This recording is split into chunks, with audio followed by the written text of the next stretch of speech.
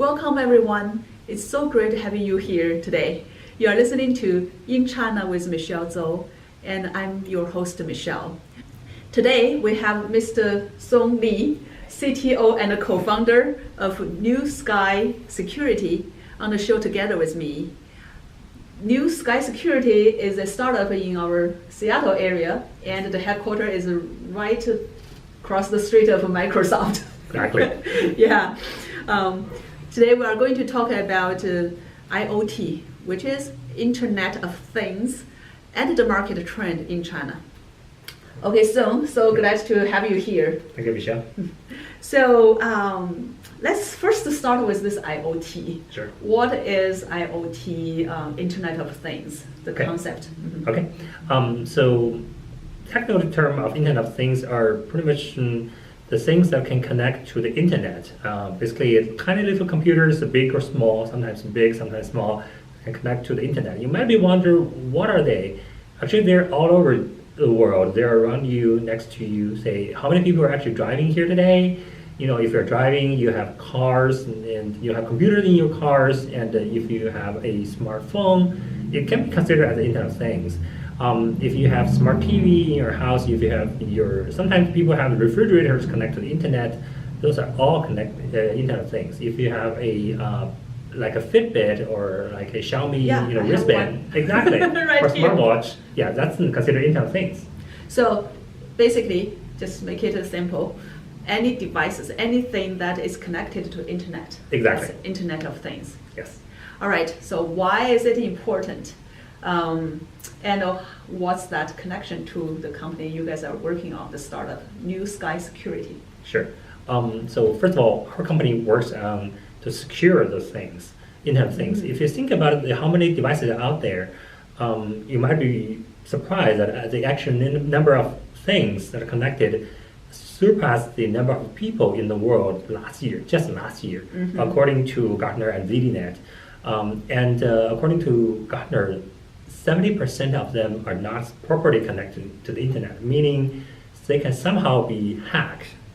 The CEO of SoftBank, Masayoshi Son, once said, the two most important things about Internet of Things are, number one, security. Number one, security. Number two, connection. So he didn't really say connection and security. He says security and connection.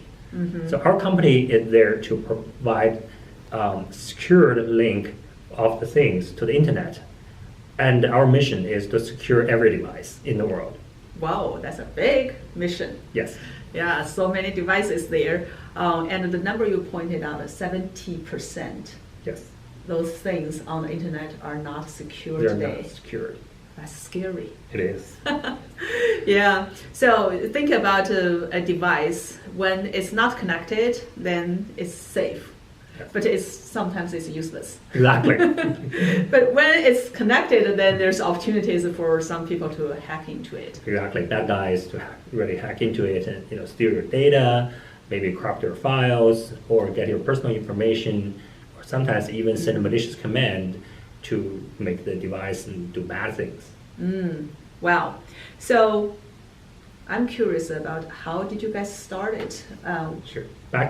So the story actually dated back in 2014. I was a software architect in eBay, and I also monitors the web services that we ship to the internet. Mm-hmm. And I do security auditing for every web service that we ship to the internet. One day I heard the news that Costco, which is local here to the Seattle area, their website got hacked. I was like, oh my gosh, I print out photos on Costco.com, and am I, sending my photos to some hackers? So I did some research and said, oh, okay, so it looks like there are some problems in there. Uh-huh. And one thing that I got most concerned is that my cell phone actually has Costco's app installed on it. So I did what a most security researcher would do naturally, is to do an auditing of their app produced by Costco. Mm-hmm. And after poking around for about 2 nights, I found that there's a way to fabricate a QR code and let the Costco app to scan it. All of a sudden, my phone got controlled by the malicious QR code that I created. Hold on, you created a malicious QR code To hack myself. To hack yourself. Exactly. Okay, I'm glad that you didn't hack anybody else. Exactly. So hacking somebody else is the last thing I would do, but hacking myself is part of the research. So Yeah, that's your job, right? As Exactly. a security guy. Yes, as a security researcher, I need to, eat my own dog food. I need to hack myself first to find the vulnerabilities in the software. And then some further research showed that it's not uncommon. Different apps back in 2014 had the same vulnerability. So I shared this with my neighbor, Scott. I didn't know Scott was actually on the other side of security, which is on the defense side. Because when I'm doing the research, I'm the attacker. But Scott was actually the defender. So after I talked to him, Scott was like, I didn't know you're a hacker. You know who I work So he for? called you a hacker. Exactly. He called me a hacker, which is partly true because a security researcher is also known as a white hat hacker. White hat. White hat hacker, meaning we're good guys. And so I was like, oh, so who do you work for? FBI? Scott like, no, I work for McCarthy. I was like, okay, So, but Scott says, this is great that you find these vulnerabilities in Costco's app. That we need to notify Costco. We need to let them know this. So he's working in the which company you said? McCarthy. McAfee is the famous company doing those defensive or security software. Exactly, anti-malware, antivirus. Yeah. So he's also the right guy. He's the right guy. And if he found you, if you are doing bad thing, he will. Yeah, he will cut me. Okay, so the two of you come together. One is is the person doing the attack, doing the poking part. The other is the defender. Doing the fixing part. Yes. And you team together to talk to. Yes. So basically, we team together and we notify Costco. That's our obligation to let the manufacturer know that their software has some vulnerability. They have to fix it. Why you said it's your obligation? Because we're good guys. We should not take advantage of that. Okay, as a professional who are working on this cybersecurity industry, or this is your specialty, your domain. Yes. You have this obligation. Obligation, yes. As a professional. To notify. Yes. The manufacturer. Yes. About when you find problems. Exactly. I see. Instead of taking advantage of that. Yeah, that's a black hat hacker. The bad guys would do. Okay. Yeah. Actually, the obligation extends beyond that. The obligation has two sides. One to the manufacturer. After maybe 3 to 6 months, we have another layer of obligation to the general public. We need to let people know that those devices or software out there that you were using has this vulnerability, so that they have a choice to either stop using it, get a new one, or get updated.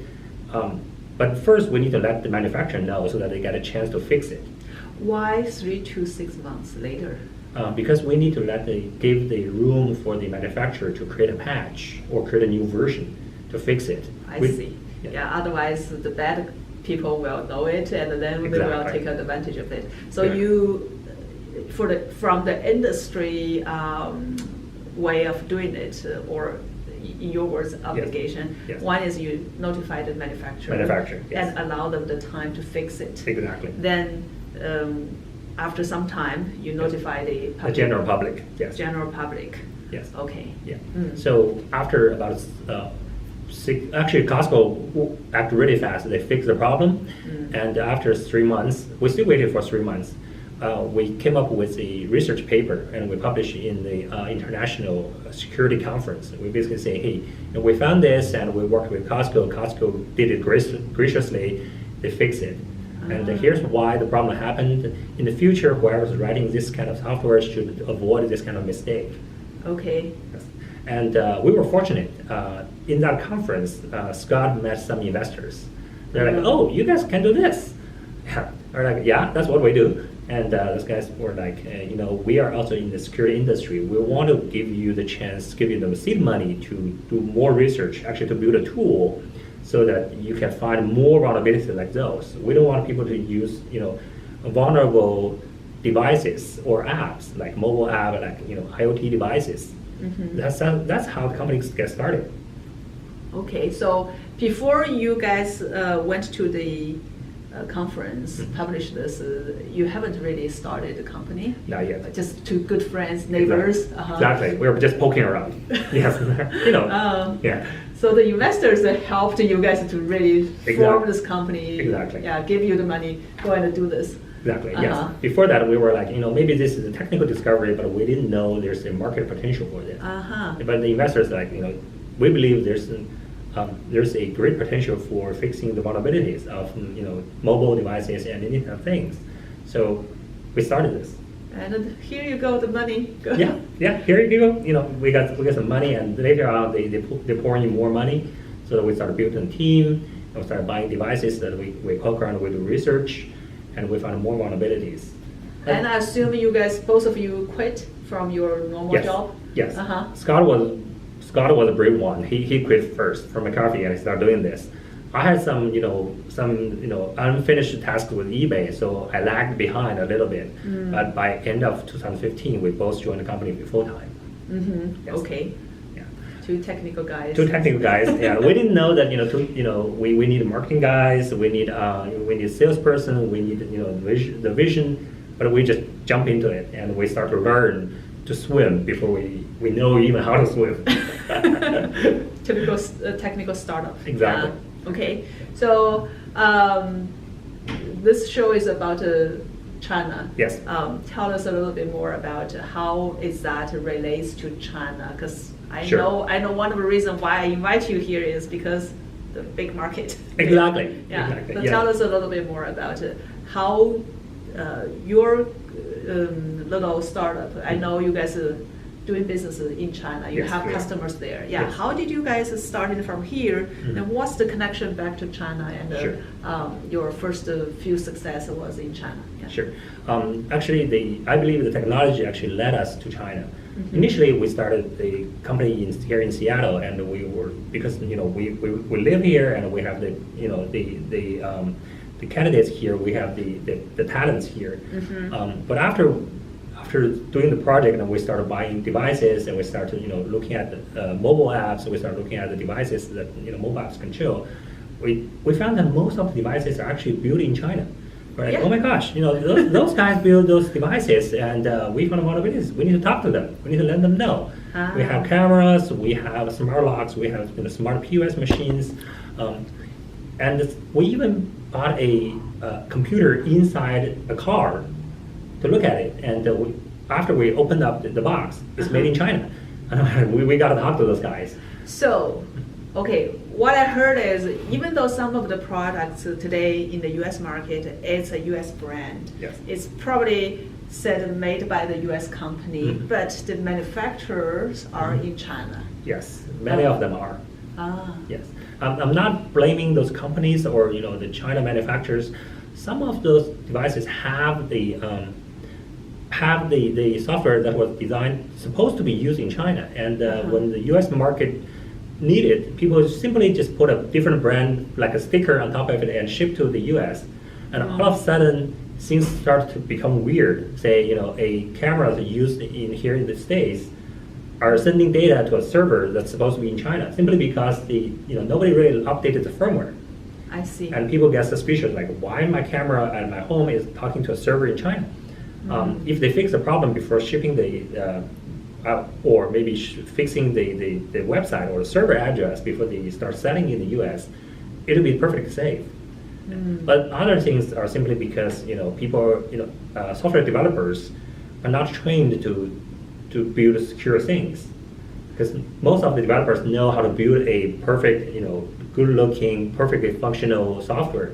But when it comes to the security part of things, they're just too, I wouldn't call them naive, they're just too pure-minded without knowing that there are hackers out there. And if they realize that there are hackers that can potentially hack into their device, they would be more careful and build a better software.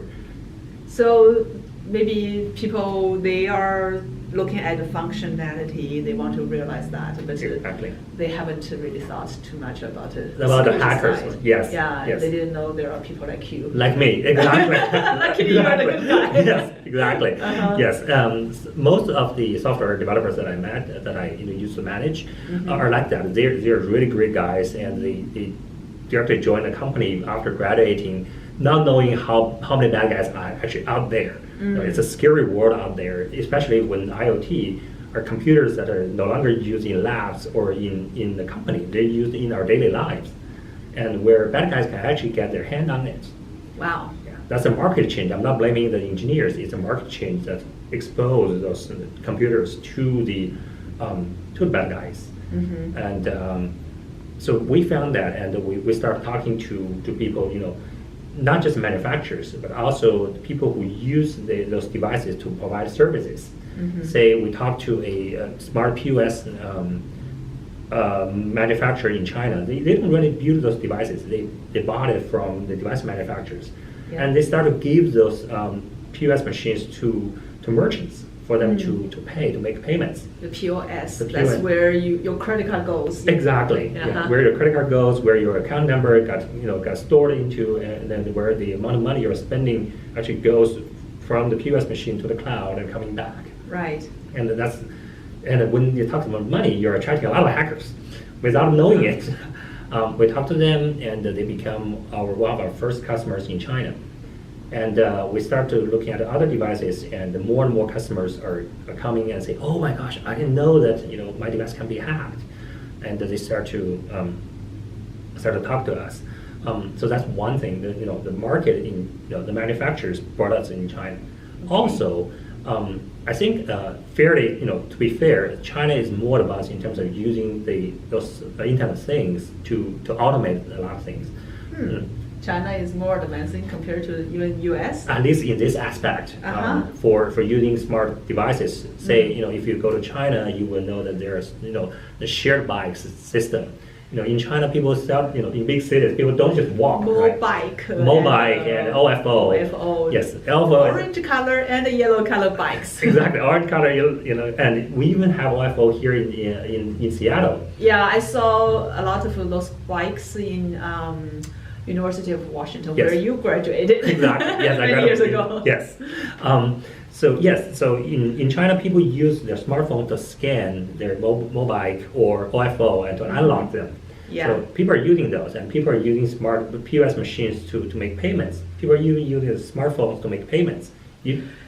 China is already cashless.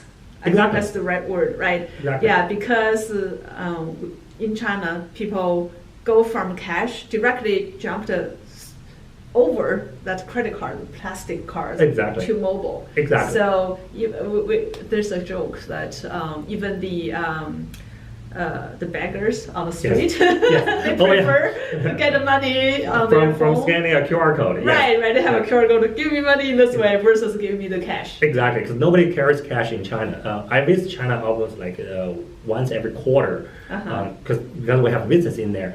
And the first time I visited China about 2 years ago, I brought some cash with me, and the taxi driver was like, "Dude, where are you from? Why are you still having cash?" I was like, "Oh, you don't take this? Like you got a cell phone?" I was like, "I do." You scan this. I was like, "I don't have it." So that's how I learned, the hard way. But you can see that in China, a lot of transactions, monetary transactions actually going through those devices, smartphones, QR code, your mobile, your bikes, mobikes, and the smart locks. Those will attract a lot of And hackers. then it's open, you can write it, Yeah. and you drop it to wherever you want. Exactly. Yeah, you somebody will really- pick it up. Yes, Yeah. you can just leave. So in terms of using IoT devices, I would say China is more advanced probably than any other country in the world. We have so many devices around us in China that you use them without knowing the hackers can get into it. Yes. So we noticed this, and we were like, okay, maybe besides the U.S. market, which is already huge, China is like Uber, it's even bigger market in there. So we started exploring them. In terms of the device manufacturers, in terms of system integrators like mobile, like Mobike, like OFO, and also even more service providers. The mobile carriers in China are actually very aggressive in terms of pushing those devices out. They give out routers, they give out POS machines just to get more revenue, more traffic. Yeah. Exactly, and they worry about security as well. So our product is actually we were successful with China Mobile, China Unicom, and China Telecom, the big three players, and we were able to sell our product into them. So for those mobile carriers, they have like over 1 billion users. What exactly the products you sell to them? Okay. Can you just explain a little Sure. bit? Sure. Yeah. So the first product we sell them is our first product, which is help to scan for mobile app vulnerabilities. And later on, we found that mobile carriers want us to help protect IoT devices. So the first one is to more like a doctor exam if Exactly. there's any problems. Yes. The second one is the doctor provide More like a medicine or treatment. treatment Exactly. to treat the problems. Okay. Exactly. Exactly. I'm glad that you use the doctor and the patient metaphor, because we use exactly the same metaphor in China when we try to promote this. Because likely in the U.S., in China, the doctors have a very high social standard status. People respect doctors. People know that those guys can save people's lives. We basically says, we are the doctors for IoT devices. Your device is just like human. They can catch a cold and then become sick, and we can treat it. And the second product, which is our main product now, called IoT Halo, is a product that we sell into the mobile carriers so that they can help protect those devices. When the weather changes, when the virus is coming, the halo just lights up. Previously, when nothing happens, the halo is just invisible. Quiet at the back. Exactly. And when the threat is coming, the halo just lit up, just like and start to bounce off those threats. One of the things, if you notice, the Costco case, typically for a device manufacturer or software manufacturer to create a patch for their vulnerable device or software, it takes 3 to 6 months. That's why we give them. That's long. Yeah. Exactly. Wow. Yeah. That's why we give them the grace period of 3 to 6 months before we review the news to the general public. With IoT Halo, we basically create instance protection. If we know there's a threat, we can just push our knowledge of the threat to our software, and the Halo will detect, using AI, the Halo will detect the hackers actually trying to creep into your system, and it will detect there right at the spot. Meaning that even the hackers may know there's a vulnerable device, with Halo's protection they cannot get onto the device. It's a protection. It's like a net. Exactly. Usually it's invisible when Yes. there's nothing. Yes. They just scan. Exactly. So in this way, then the manufacturers would have more time. More time to do their real patch. Your patch. Exactly. Yes. I see. Yeah. Very good idea. Thank you. Yeah. So how big is the company now? Okay. Our company is amazingly small because if you think about hackers, I always give this metaphor that hackers are actually living in the fourth dimension, because we can reach. Fourth dimension. Because most everybody's living in the three-dimensional world. Right. Yes, the hackers can live in the fourth dimension because they can get to a spot to achieve their goal using an amazingly faster way and amazingly efficient way. A hacker can hack a system that's built by hundreds, even thousands of software engineers. And to prevent a hacker, you need the most brilliant people in the world. Hackers. You need hackers. I'm not the best hacker, but I know a lot of hackers that's doing great things. What do you call these type of hackers? They're the top. They're the really top players. They're sometimes we even use the metaphor of the food chain. They're at the top of the food chain of hackers. Wow. We're at upper level, but but I know hackers who are at the top of the food chain. Back to your question, we're amazingly small because we want to hire the most brilliant people to fight the most maybe the most dangerous criminals in the world. We have people in the U.S., in China, and in Australia, in India, because that's where the talents are, and also we have people from Russia. You are international already. Exactly. We're a multi-country international company. Exactly. Altogether, I think we're less than 50 people. We have the dev team here in Redmond, Seattle area. We have most of the marketing team in China, sales marketing, because most of the customers are in China. We have customers in the US as well. We have researchers from other part of the world. They're they're basically protecting us using software tools, massive software tools. We have sensors all over the world to detect hackers' activities. You have sensors. How do you install those sensors? Who did it for you? Okay, I'm so a little bit surprised. You yes, have we sensors. have. Yes, those sensors are actually devices disguise themselves as IoT devices. They're just pretty much they're just computers. They live a different part of the network, and they receive hacker scanning. When some hacker touches them by accident, those devices just they just crash, and they send crash data back to our server, saying, "Hey, today I got touched by a hacker." And when the hacker's gone, they come back up and waiting for the next hacker to come. And we have thousands and thousands of those devices out there, just looking at everywhere. Wow. You need that to fight the bad guys. Yes. Wow. So small but international. Small, international, and massively using devices and AI to do this kind of things. When you want to fight the best people, you have to use machines to help you. Something even smarter than human. So what's the future of this company? I know you guys already have some customers. Yes. You have your early stage success, and you guys are doing well financially, I guess, so far. We're still burning money. It's a long journey. It's a long journey. What's the financial stage now in terms of your? You had your seeding funds to start Yes. a couple of years. Was that 2015 you started? 2015, yes. And we raised 3 rounds, and we're now at our pre-A round. We're actively rating the next round, which is A round. Just me. We haven't burned too much money. We so far we burned about $3 million to build the system because we built it really efficiently, and we have a long way to go because we need to build a very sophisticated system to protect all those devices. So far, we built a general system, and we're penetrating into the connected cars industry and also the medical industry.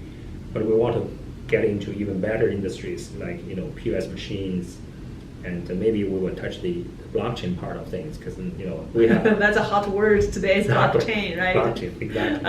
And we have potential customers coming to us and say, hey, can you protect us from hackers doing the blockchain hacking? So hopefully we can get our A round closed successfully, and I'm hoping that by the end of 2018 we can see the dawn of break even. Maybe by next year, by 2019, we have a chance to break even. So we talked a little bit about the market, China market. Yes. We touched earlier. That's where you guys have your first success because the manufacturers are there, devices are there. Yes. And we also talked about in terms of the team, it's international. Exactly. Yeah. What's your strategy or thinking about in a little bit longer term? Because IoT is not just China. Yes. How are you going to look at this whole world, and where are you going to strategically build your business in the future? I see. So I think so IoT, when we talk about IoT, we talk about so there's I and there's T, right? There's the internet, which is the network, and there's the things. So I think in terms of the internet, China's mobile carriers are definitely pushing very hard in terms of building the overall network. There's no doubt you have data to support it. And the US is catching up in terms of mobile coverage and also the 5G network. So this will be our most important markets in the world, China, US. And in terms of things, China manufactures most of the small things, routers, cameras, and POS machines. US has most of the big things, like airplanes. Connected airplanes are connected. Yeah, Boeing is right here. Yes, most of the cars are tailored toward the U.S. Tesla, is going to dominate the electric car world, and it's designed to be connected. So the U.S. has most of the big things. Again, China and U.S. will be the most important two markets. Okay. In terms of data regulation, because when it comes to the Internet of Things, the data is actually the most valuable thing that all companies are after. Yeah, that's why the hackers come in, right? Exactly. They want the data. Exactly. The hackers want data. They want patient data. They want your financial data. They want where you live. They want to know when you leave home, so that they can hack into your house. All those kind of things. We are protecting the data. In terms of the opportunities, the U.S. Well, in terms of data protection, the U.S. is definitely more advanced than China, because the regulation, the lawmakers are more aware of the data, the importance of data. In China is catching up, definitely catching up in this world. China used to ignore the privacy and also patient data, but China is definitely catching up and making, lawmakers are learning, hey, we need to protect this. We need to make sure people's patient data, people's privacy get protected. Yes.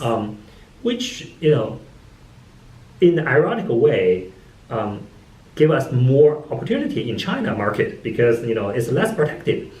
We need to help to build it back, to make it better. In the technical world, from the technical way of protecting the people's data. Say if the lawmaker is not there, say the law is still need to be polished to be making perfect. We can use technology way to encrypt your data, so that hackers don't get into it.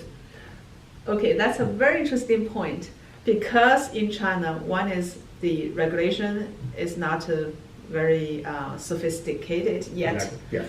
And because historically privacy is Was not ignored, yeah, or pretty much, yes. People did not respect privacy that much, because Yes. the tolerance level was high. Exactly. That created a lot of opportunities for hackers Exactly. doing bad things. Yes. And because hackers are doing bad things, then it created market opportunities for you guys to Exactly. protect. Exactly. You're the Yeah. police. Yes, there are so many bad guys. We need to catch them. Okay, I see the logic here. Exactly. So, and you also mentioned those regulations, and because the regulations are not there, it also gives you a lot of opportunities, because data is something, right? So Yes. you guys will have more freedom to do the work you Yes. are supposed to do. Exactly. Mhm. Yes. Mm. And I Interesting. think, Michelle, you made a very good point previously, saying that how China jumped from the cash only economy to the no cash economy, simply because China, to cashless. cashless, almost From cash to cashless. cashless, but entirely skipped the credit card age, the check and credit card age, simply because China used to be like totally ignore the technology of doing business, and cash was the only way. And then Cash was the king. People king. carry a bag of cash. for right? for buying things, right? Even buying a house, people carry a bag of cash. And simply because the fact that China was so lagged behind in terms of financial technology, China got the chance to leap forward, skipping several stages to get to the cashless stage. And I think that for the data privacy part, China, simply because, China also lagged behind in terms of data privacy protection. And there's a chance for China to actually leap forward to a very well protected, using technology to protect everybody's privacy and their own data. For this leap to happen, technology companies need to play a part, like us. We need to play a big part in this. Just like Tencent and Alibaba played a big role in terms of using QR coding technology to make China cashless. We can do the same thing. We can use technology to protect people's privacy, simply because we used to be lagging behind so much. Yeah, there's a bigger needs here. Exactly, and it also given the just looking at the sheer number of population that you need to protect, it's a huge market. Yeah, I want to also think from another angle, because your knowledge about the China market and the Internet of Things and security. Yes. So because in China we just analyzed that the needs, right?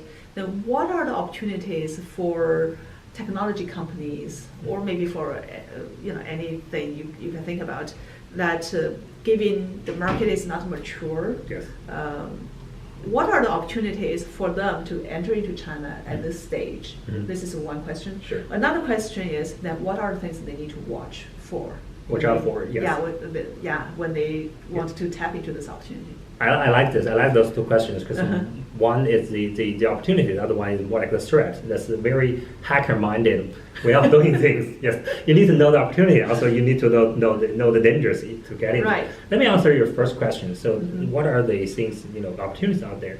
I think there's a very good formula of doing this, given that we have the U.S. background, especially for people who used to live in the Western world to enter U.S. market. The China market is to look at what is comparing the two markets and see what's missing in China. That's like already there in the U.S. The data privacy protection, and the regulations will move. China is learning a lot from the U.S. China will learn things like data protection, privacy protection, and things like patient data protection. All those things from the U.S. Look at things in the U.S. that's already there. That's in everybody's life. That's still missing in China. Just go live in China for maybe a month or two, or maybe 6 months. Record everything. You give you a culture shock and say, oh my gosh, they don't even have this. They don't even have that. That's and look at those things. Those are your candidates opportunities to do a business in China. Maybe a very successful business in China. So that's one thing. That's one little tip. Go there and experience. Bring your fresh eyes into China and experience it and write down everything. Write down everything. Exactly. And that list will also give you the danger of things in China. But you look at them, you will think two questions. Number one, why it's not there? Is it because people didn't know how to do it, or people didn't realize how to do it? Or is there a very good reason that it should not be there? Say, the local culture, the culture in China simply forbids people doing that. Or if the government regulation says, hey, this is not the China's way of doing things. This is, the Western people might be doing this, they're fine. But in China, we never do this and we forbid this. Those are the things, those are the signs that you need to look out for. So when you see something's missing, it can be an opportunity, or it can be a trap. They look at things, and China is, China is very different from 20 years ago. 20 years ago when China, or maybe 30 years ago when China first opens up. It's almost 30 years, 40 years. In the late 70, almost 40 years when China opens up, and China was like, oh my gosh, everything's so fancy in the U.S. In the Western world, we learn everything. But China now, after 40 years, China learns a lot, and China has become very different from 40 years ago. China, people in China know a lot of things that they don't want to do. And they're sure they don't want to do. So look out for those things. So check your list again. Check it once, looking for opportunities. Check it again and looking for the traps. Mark out things. If you don't know, if you're not sure, I'm pretty sure if you live there for 6 months, you made a lot of Chinese friends. Talk to them, have a beer with them, have wine with them, have alcohol, have Mao Tai with them. Let them tell you, eat with them. Basically, Chinese people love eating. Just eat with them and let them tell you. Let them tell you why it's not there. If they become silent and look at you in an awkward way, it's a trap. Or sometimes if you really made a really good friend, or if you give them enough Mao Tai, they will tell you the truth. Sounds like in your life, go to China, you drink a lot. Well, I do drink a lot, and sometimes I need to bring my childhood friend with me so that they know this guy got a protector. So we don't give him enough alcohol. Well, I just want to make sure people understand, people who are listening to this show, they know it's not always that you have to drink. Exactly. I never drink. Exactly. Of course, as a woman, I have some advantages that I don't drink. Exactly. I drink tea or water instead of alcohol. Yes. It's okay to not drink. It's okay, yes. Yeah. Here's a tip. If people force you to drink, just say, dude, I cannot, I'm driving. Yeah. Tell them you're driving and they will understand. Yes. That sounds great. Well, sounds the company is doing well. I'm glad to hear that. And I hope we can hear more from you in the future when you have big news. Yeah, definitely. Thank you so much. Thank you.